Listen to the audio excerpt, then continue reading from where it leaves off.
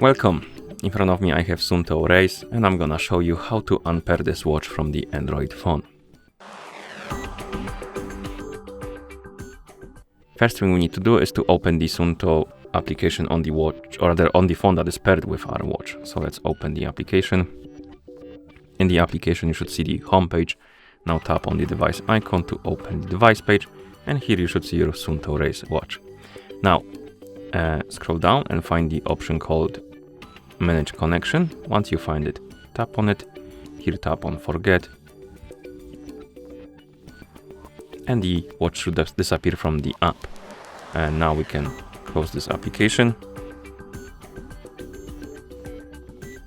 And now go to your Bluetooth settings on your phone and check if the Suunto Race is right here on the list of paired devices. If it's not, then you can close the settings, but if it was, like it's here, for example, we have the Suunto Ocean.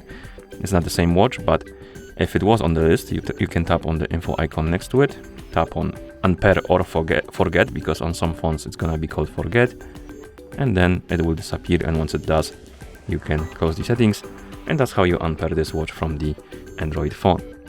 Thank you for watching. If you found this video helpful, please consider subscribing to our channel and leaving a like on the video.